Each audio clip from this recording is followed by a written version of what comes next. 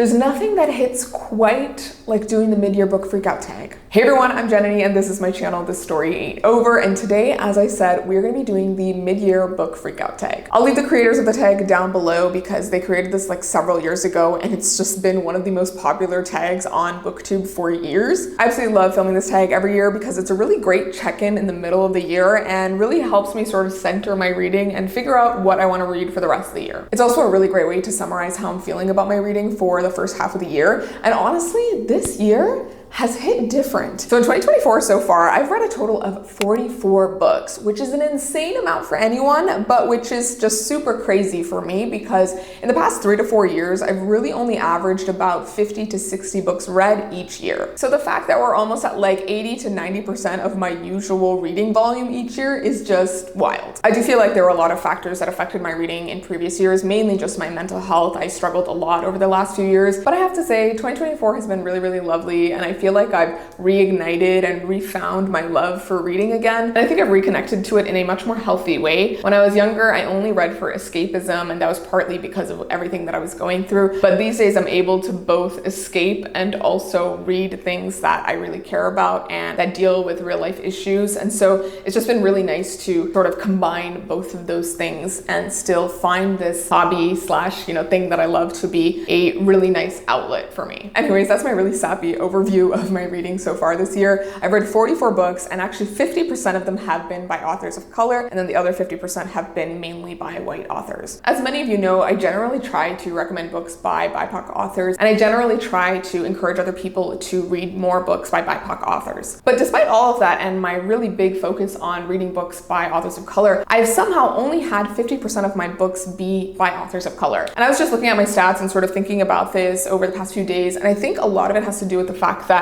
some of the videos that I have done over this past 6 months for 2024 have involved reading favorites from other people. So, booktubers' favorite spicy romance books, or their favorite books from 2023, or trying popular books that a lot of people love. And the common denominator between a lot of these concepts is the fact that a lot of the books that are coming up in these situations are books by white authors. They are the ones that happen to be more popular and the ones that a lot of people are reading and that a lot of people have opinions on and want to know my opinion on. And so in some ways I feel like I've trapped myself into this situation where I'm picking up more books by white authors than I actually intended to, all in search of, I guess, trying to give you more interesting content and trying to chase a certain level of views. I'm not so out of touch and unable to, admit that at sometimes I do chase views. I am trying to get certain views for my videos. I'm a content creator. My views do matter for, the money that I get paid for sponsorships and just my overall health of my channel. And so all of this has just made me think a bit like the books that I genuinely want to read and that I genuinely look forward to picking up are the ones by BIPOC authors. And so that's why 50% of the books that I've read this year have been by BIPOC authors. But that other 50% has been popular books that other people love and books that I've been reading for certain video concepts. And so it's just interesting to see how that's affected my reading. And so I think one of my goals for the rest of the year is perhaps to try to silence that voice that says, oh, no one's gonna watch your videos if you don't talk about this popular white author's book. Or, oh, I'm missing out if I don't read this popular white author's book, even though there's all of these other books by BIPOC authors that I'm just super excited to read. So yeah, that's been one overall observation about my reading this year. Another observation that I've made is that 34% of the books that I've read so far in 2024 have been romance books, which I feel like is a much higher percentage than any of the previous years that I've been reading. As you may know, if you've been a longtime viewer of my channel, my reading taste has changed a lot over the years. I used to exclusively read sci-fi fantasy, and now I read a lot more contemporary and literary fiction, and now I'm actually reading a lot more romance as well. Romance used to be a genre that I never used to pick up. I generally always needed something else happening in the book to hold my interest because in some ways romances start to bore me once the couple gets together. But I feel like somehow that notion has sort of changed over this past year, and I feel like I've started to see the value in romance books in other ways, and how the guarantee of a happily ever after at the end actually frees you up to talk about a lot of different things throughout the course of the book. I just thought that was a cool observation, and I'll definitely tell you about some of the romance books that I've loved so far this year during the tag. But yeah, as I said, definitely let me know your thoughts on your reading overall this year and and if you have any similar observations as I do, I would love to hear. Alrighty, getting into the tag. So our first question is best book you've read so far in 2024. I feel like this is such a hard question every year, and I feel like it's always affected by recency bias. Like whatever I have recently read that I've really loved tends to be the answer for this question. So I tried to really consciously look back on my reading for the whole year and think about which books really impressed me and which ones I thought were like objectively really incredible. So I have two answers, and the first one is Against the Loveless World by Susan Abu Hawa. This is a really incredible literary and historical fiction, and it's by a Palestinian American author. The book opens with our Palestinian main character who has been imprisoned in an Israeli solitary confinement cell. And as we slowly learn about her life in the prison, we also follow her as she starts to write down the story of her life on paper and retells the years and decades of her life and all the strife that she's gone through and the process of her radicalization as she grew older. The book takes us across multiple countries in the Middle East and follows her and her family and her loved ones around her. And honestly, this is a book that has so much strife and heartbreak in it, but it also has such an incredible main character who is just so resilient. She is so funny. She is like got the darkest humor on the planet. And despite all the dark and awful things that happened in the book, I think you really start to care for the main character and her struggle, and you really, find a sense of conviction towards everything that she was working for. So yeah, Against the Loveless World, really incredible. Definitely a favorite for like the entire year. Like I cannot see how this would not make it onto my top 10 for the end of the year. So highly recommend, please go read it. The other book that I would name best book of 2024 so far is Kindred by Octavia E. Butler. This is a much more popular book, and it's also a much older book, but this is my first ever Octavia E. Butler. I know she's really famous for some really incredible sci-fi fantasy. And although I did read Parable of the Sower, which is her other really popular sci-fi, I think for me, I just enjoyed Kindred a little bit better. It was more self-contained. It was more of a straightforward story, but I still really loved the message that it was telling. And obviously for those of you who know the context, it came out during a time when like sci-fi hadn't really been used to talk about really real life issues. Essentially, the book follows our main character, who is a Black woman, and she finds herself getting taken back in time to the antebellum South to save the life of the white plantation owner who happened to be her ancestor. And so she is called back multiple times into the past throughout this man's life to save his life,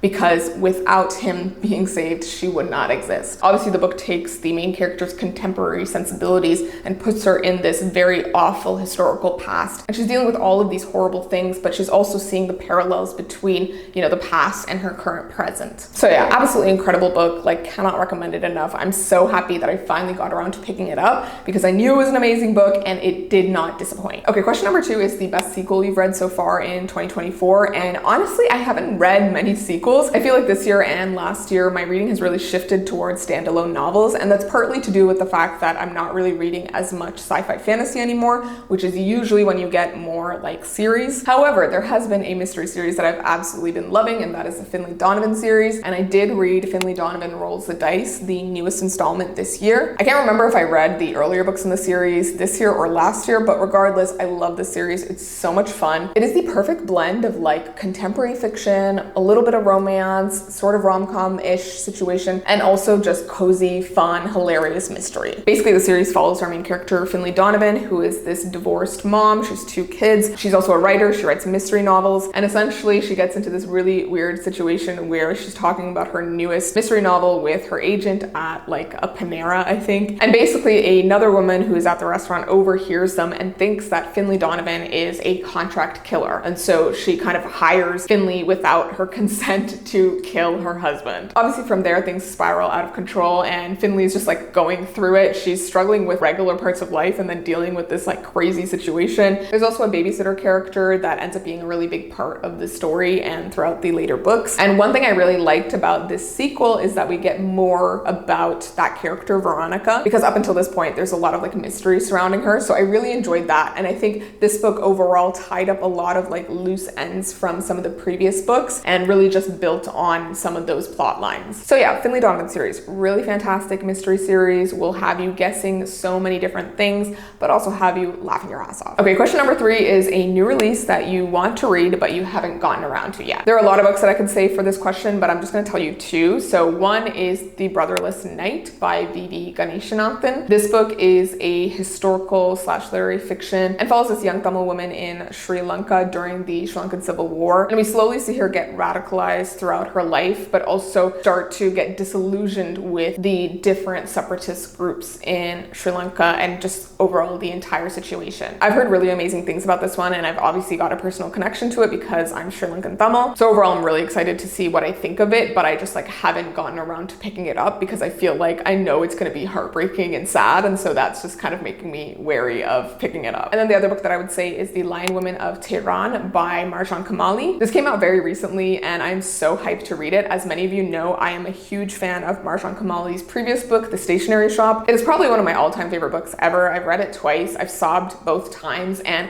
it's just that perfect encapsulation of like historical fiction, literary fiction, touching on lots of important and devastating themes, but also has the most heartbreaking star-crossed lovers situation that you'll ever read. Now, one thing about The Lion Women of Tehran is that I don't think it has like a romance the way that The Stationery Shop does. Maybe it does. What I do know is that I think The Lion Women of Tehran follows a female friendship or some sort of situation, and it also has the historical element and like the political element that happens in The Stationery Shop. So yeah, overall really hyped for it, but I do recognize that it may disappoint me because I love The Stationery Shop so much, so we'll see. On a similar note, number 4 is what is your most anticipated release for the second half of the year? So again, I have 2 answers for this one. First would definitely be The Seventh Veil of Salome by Silvia Moreno Garcia. As you guys may remember, I am a huge Silvia Moreno Garcia fan. I have read almost all of her books and love almost all of them. There are a couple that have kind of disappointed me, specifically Silver Nitrate, which came out last year, but I do have a feeling that this one I'm definitely gonna like a lot more because it seems more similar to Mexican Gothic with all of the Gothic themes going on with it. However, I don't know too much about this book and I don't want to. I just want to go into it without many expectations and hopefully love it a lot more than Silver Nitrate. And then the other book that I'm looking forward to is Lady Macbeth by Ava Reid. I have read A Study in Drowning by this author and I did quite enjoy it. It was a YA though, and this is one of her adult books. I haven't read her adult books yet. They are some fantasies that I have on my shelves and I just haven't picked up yet. But this book I'm really excited for just based off of the concept because it seems to be a Shakespeare Macbeth retelling, but from the perspective of Lady Macbeth, who, if you may remember, is Macbeth's wife,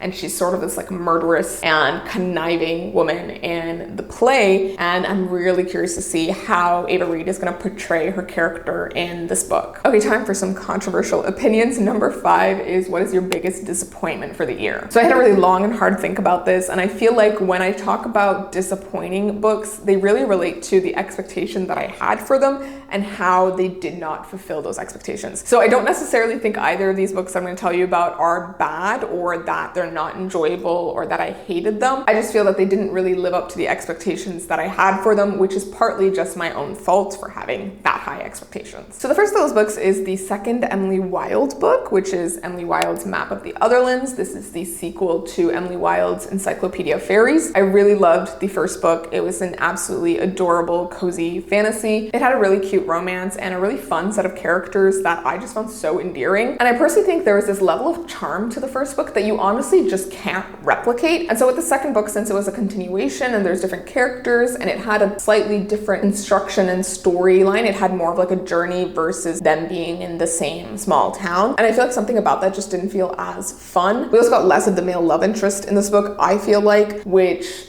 was kind of sad because I really like him. And I found myself just not liking the new characters as much as I liked the other side characters from the first book. All this to say though, I don't think it was a bad book. I think it was still enjoyable. It just didn't live up to like how much I loved the first book. And so that's just sad. There's nothing like loving a book so much and then having a continuation that just doesn't hit the same way. Like, it's very hard to have a really amazing sequel. I think that's just a universal thing. And then the other disappointment for me was Funny Story by Emily Henry. This is a bit of an unfortunate situation because I had really, really high hopes for this book, especially because last year I didn't really love Emily Henry's Happy Place. I know a lot of people did, but I personally did not like that book. It was my least favorite Emily Henry, and I feel like it just didn't have the same charm that her previous books did. And it definitely veered more into like the contemporary space versus like being a full-on romance. And I feel like this book was pretty similar in that way. And I personally just didn't really like the characters all that much. I don't know, there was just something about the whole situation that just wasn't as attractive or compelling to me. Like Happy Place, I didn't really love the male love interest in this book. I didn't find him to be all that attractive, I guess, or interesting. And although the situation that they find themselves in is pretty funny and could make for a really interesting situation, I just found myself overall kind of bored with the book. I think I'm either growing out of my like of Emily Henry books, like maybe it's because I've read other romance books that I like a lot more that I'm starting to realize I don't like hers as much, or there's just something different about her more recent books compared to like Beach Read or Book Lovers that I'm just not vibing with. I feel like Beach Read and Book Lovers focus a lot more on the romance itself, and there was a lot more tension, I guess. And they also had a level of like gravitas that I feel like these recent books haven't had. I don't know. I feel like my feelings towards Emily Henry books have just gotten really, really mixed, and I feel like maybe if I reread Beach Read and Book Lovers, I may not like them as much. Who knows? It might just be me. So take this with a grain of salt. Neither of these books were bad. I just think they didn't live up to my expectations. Okay, question number 6 on the flip was, what was your biggest surprise for the first half of the year? And again, I have 2 answers for this one. The first is My Year of Rest and Relaxation by Ottessa Mossvegh. I've talked about this book incessantly, both in like a blog and on Instagram and on TikTok. This book just did something that I just did not expect. I thought it was gonna be something completely different, and it just grabbed me by the throat and would not let go. This book is essentially one of those like sad hot girl books, as they may say on Book Talk. And although it's been very popular on Book Talk, I did not know what it was about, and I did not understand why people liked it so much. So I honestly went into it thinking that it was gonna be awful and that I was gonna hate it. However, what I got instead was one of the most incredible satirical books that deals with mental illness in such a truthful way that I was not expecting. This is one of those books that has a really crazy and kooky premise, but it honestly is just a satirical window into some really sad, dark, and difficult topics. One thing that's interesting about this book is that the satire, I think, is lost on a lot of people who pick it up, and so they take it at face value and hate it, but it's honestly just like so much more than that. Essentially, we follow our main character, who's this wealthy white girl. She lives in New York, and her parents are both dead, I think. She essentially is so depressed that she wants to sleep away a year of her life, her year of rest and relaxation, in order to wake up afterwards and feel normal again, or be better. And so, aided by this really crazy psychiatrist who prescribes her all of these ridiculous things and believes all of her crazy stories, she starts to take all of these medications that will put her to sleep and starts sleeping away big chunks of time for basically a year. This is one of those books that has like absolutely zero plot, but is all vibes and just really tells the story of a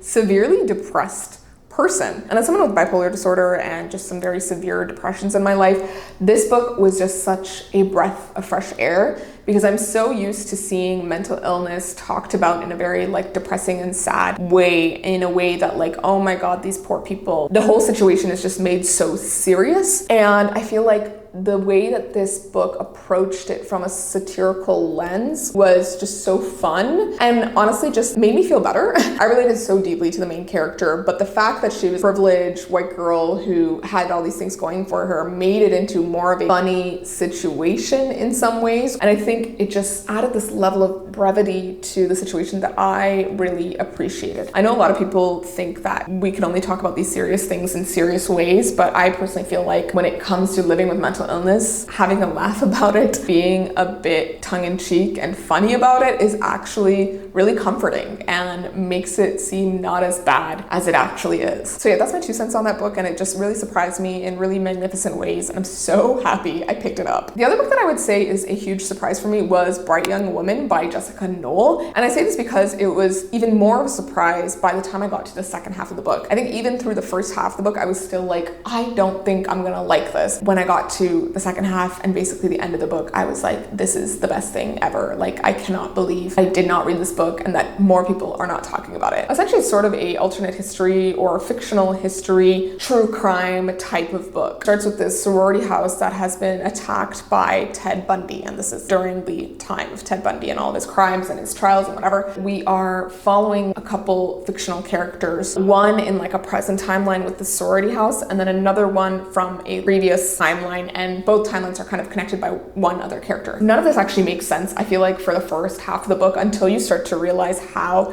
the two storylines come together, and that moment was just so magnificent. And I think the way that this book approached the topic of Ted Bundy was just so interesting, because it doesn't really take the method of sensationalizing these crimes or this serial killer. I really loved it, and I think it did some really incredible things. I have a whole reading vlog with other books and this book, and if you want more thoughts on it, go watch that video. All right, question number 7 is your favorite new author, and this can be someone who is a debut author, or it can be an author that's new to you. And for this one, I definitely have to go with Mieko Kawakami. She is a Japanese author, and I've recently read 2 of her books in translation. The first of her books that I read was All the Lovers in the Night, and then the second one that I read was Breasts and Eggs. And I have to say both were incredible, but Breasts and Eggs really hit me in a way that I did not expect. It's a very long book, and it's split into sort of 2 parts and deals with just topics of what it means to be a woman, the different parts of our anatomy that form our societal position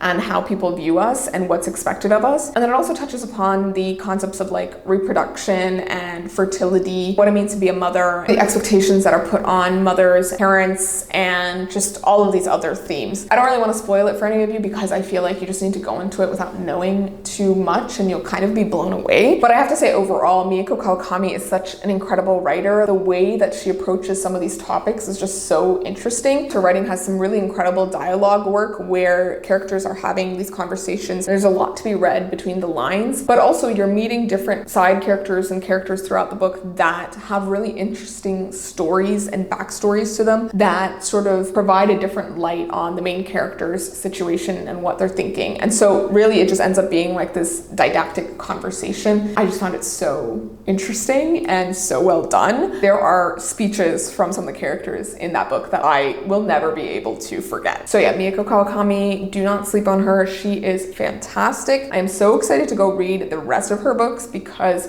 these 2 were just so stunning. Okay, question number 8 is your newest fictional crush. I have a few people for this one. One is Grant from How to End a Love Story by Yulin Kwang. There's something about this character that I found really endearing. He's a very vulnerable character who went through anxiety problems. He has panic attacks throughout the book, but he's also a very strong character, nice and caring person, really good at his job, friendly, a great conversationalist. And generally what I loved about him was just the way that he so vulnerably loved the main character. They are sort of in a situation where they're in a temporary relationship and he finds himself like falling very deeply in love and he can't stop himself, but he bears his heart out for her in a way that I feel like a lot of people are scared to do these days in real life. Bearing your soul like that, knowing that you might get rejected or that you're gonna get your heart stomped on, but he does it anyway, and he does it multiple times, and I think that there was so much courage in that, and it was just so sweet and beautiful and romantic. And yeah, I have much respect for Grant. The other character that I would say I have a major crush on is Millie from Meeting Millie, which is this really cute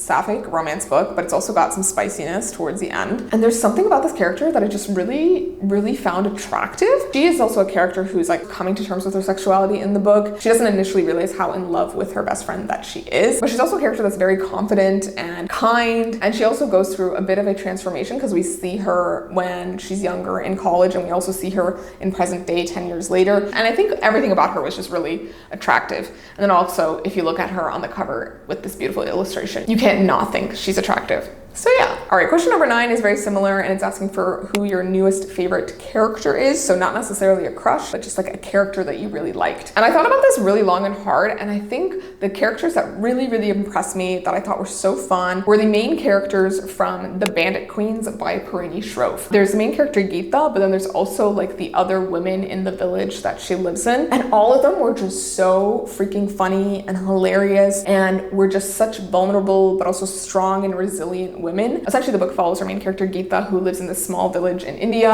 and the book touches a lot upon like religion and caste and all of that, but the book overall is sort of like this cozy mystery that still deals with very difficult and hard topics. But the plot essentially surrounds the fact that Geeta's husband goes missing many years ago, and everyone thinks that she killed him. When we're opening up the book, she is sort of getting coerced by this other woman in the village who wants her to help her kill her husband. But of course, Geeta didn't really kill her own husband, and so she is like in this very tricky situation. And one of the things that I really loved about this book was that it does have the trope of like the best friend turned enemy, and the way that that relationship is treated in this book was just so fantastic. Like I love the progression of their relationship ends up being sort of like a frenemy, but now they're working together, and it was just so fun. All right, number 10 is a book that made you cry, and I have a few for this one. And the first two are by the same author, and honestly, I would have named this author my newest favorite author, or I would have named one of these books my favorite book of the year so far, but I wanted to have some variety in my answers. A Woman is No Man by Itaf Rum, and then Evil Eye by the same author. Both of these books are extremely stunning books that talk about generational trauma, about relationships between women in their families, and also talk about sort of mental health and mental illness, and the way that that can have its claws on multiple generations of people. Both of these books are extremely heartbreaking and have some really difficult themes and topics and scenes that will really just rip you apart. For both of them, I was just sobbing throughout. Essentially, Evil Eye follows a Palestinian American main character who is married, has children,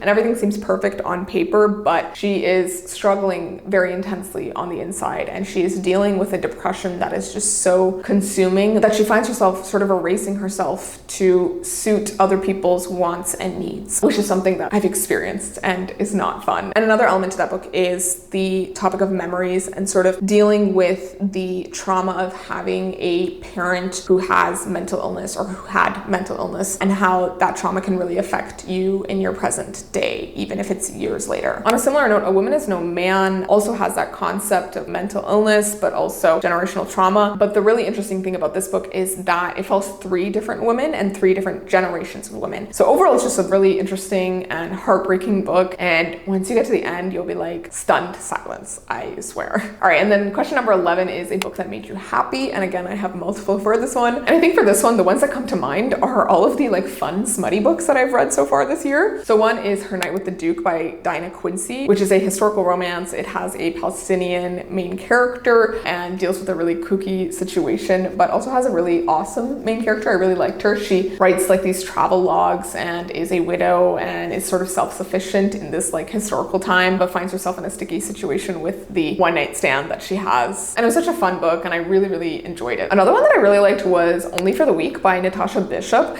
This is essentially like a vacation romance. They're only gonna hook up for the week while they're at this destination wedding in Tulum, I think. And it's the wedding of the main character's sister to her ex. And so it's this really weird situation, but I really, really liked the male love interest, and I liked the smutty scenes. Like, they were really well done, and I really liked the main characters. So yeah, overall it was just like a fun, quick read that really had some great elements going for it. And then the last book that I have to say made me really happy was Not in Love by Ali Hazelwood. I read this on vacation in Italy while I was on the beach with my boyfriend, and he actually read the book with me at the same time. We both had it on our e-readers and we were just reading it, and it was just fun to like read it and then talk about it with him and, you know, see his perspective on like this romance book. But also the book itself was really fun. It had some really great smutty, spicy scenes, and it's very different from Ali Hazelwood's previous books, I would say. It definitely has a lot more sex in it, but it's also less of the formula that she has from the previous books. Like, it has less of that like shy main character, large, gruff, you know, grumpy guy. It's got more of a vulnerable male lead and a main character who has gone through a lot. She has a lot of trauma, and she is not the most communicative person, and she doesn't really know how to love. And so it's like breaking down her barriers. And one of the things that was like interesting about the book is that the two characters sort of communicate through the sex. Like, that is part of what brings them together, helps them feel connected to each other, even when words are failing them. So yeah, something about it just felt really realistic to me. Okay, we're almost to the end of this tag. So question number 12 is, what's your favorite book to movie adaptation that you've seen so far this year? And I feel like every year I never end up actually watching many adaptations or watching much TV or films, but I do have an answer for this year, and that is the Bridgerton season 3. And I don't think this is my favorite season of the show. I don't think it was my favorite couple. I don't think it's my favorite adaptation of a book either. Although I didn't like the first half of the season all that much, the second half, and especially the last 2 episodes, really did something interesting and fun and compelling with the original source material. So Bridgerton season 3 follows Colin and Penelope's love story, which is like the 5th or 4th book in the series. I've read all the Bridgerton books. That one in particular was like one of my least favorites. And I think it partly has to do with the fact that I just didn't really like Colin and Penelope's characters all that much. And so when I was seeing them get together in the first half of the season, I still wasn't really liking them because I didn't feel like a lot of character growth had happened. But I feel like all of that character growth actually happens closer to the end of the season. And I actually really liked the way that they dealt with a lot of it in the show versus in the book. There was other storylines from previous seasons that sort of got resolved with this one, and I think it just was done really well. I actually had originally doubted how they would deal with the whole Lady Whistledown thing and aspect of Penelope's, growth. I think the way that Shonda Rhimes handled it and, the show writers handled it made for a really compelling and interesting story, and I actually like how it ended up at the end. And then question number 13 is, what's the most beautiful book you've bought or received this year? And honestly, I don't have an answer for this one because I feel like this year I haven't really been buying as many books. I've unhauled a lot, and I've also just started reading a lot more on my e-readers. So I have the new Kobo Libra color, and then I also have the Kobo Clara color. I have always been a Kobo girly. I had the Aura H2O, and then I also had the Libra 2 before. And I honestly have been just really enjoying reading on my e-readers this year because I can take them anywhere. They're really convenient. I can have multiple books on my shelf for on the go. And it was really nice reading on them on vacation and by the beach. And I think generally, given that I live in an apartment downtown, I'm limited on space, and I'm finding that it's much easier for me, especially with my ADHD, to actually start reading more when I just take my e-reader with me wherever I go versus bringing a physical book with me and, I don't know, just feeling incapable of sitting down and reading with it. I just always feel so restless, and so it's really hard for me to sit down with a book these days. But when I have my e-reader, it just somehow changes my brain chemistry. It doesn't feel like I'm sitting there for long. I feel like I can fit in a few pages here and there, and then somehow I just make a lot of progress. So I feel like it's just overall helped my reading a lot, and so because of that, I haven't really bought or received many books this year. Yeah, that's my answer. I think the beautiful books are my beautiful Kobo e-readers. All right, and then the final question of this tag is, what books do you need to read before the end of the year? I always hate this question because it's just so open-ended, and honestly, 6 months left to the year, so there could be many books that I could read before the end of the year, and I'm not gonna list them all off for you. But I will say that I did post this video, I think at the end of last year or the beginning of this year, where essentially the concept was, if I don't read those books by the end of 2024, then I have to unhaul them, which is a very strict rule. And I mentioned 70 books in that video. So I still haven't read most of the ones in that video. So that's definitely a priority for the rest of the year. I'll leave the video linked down below. I've already given up on some of them, I've already unhauled them, but there's a bunch that I've been saying I need to read for ages, and I really should get to before I completely lose interest. So yeah, those are the books that I think I really need to get to before the end of the year because I don't want to be unhauling all of these great books that I really should read. Okay, and with that, those are all of the questions on this tag. I hope you guys enjoyed my very long, rambly, and chatty answers to these questions. As I said at the beginning of this video, I would love it if you leave me a comment down below of your answers for each of the questions of this tag, or just a summary of your reading overall for the year, because I'm really curious to see what you guys have to say. And part of this is also because I'm thinking of doing a video where I read my subscribers'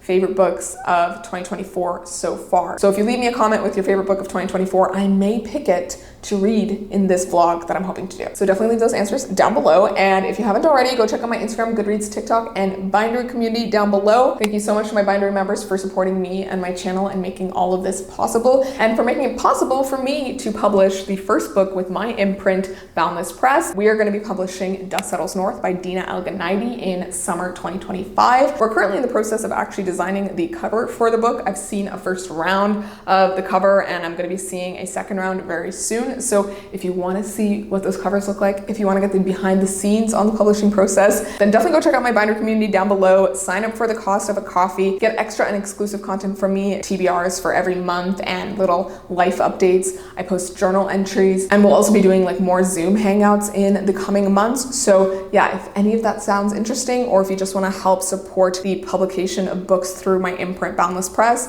and get the behind the scenes on that, then definitely go check out my binder community. As always, thank you guys so much for watching. I hope your reading year is going well, and I will see you in my next video. So please remember that this story ain't over. Bye.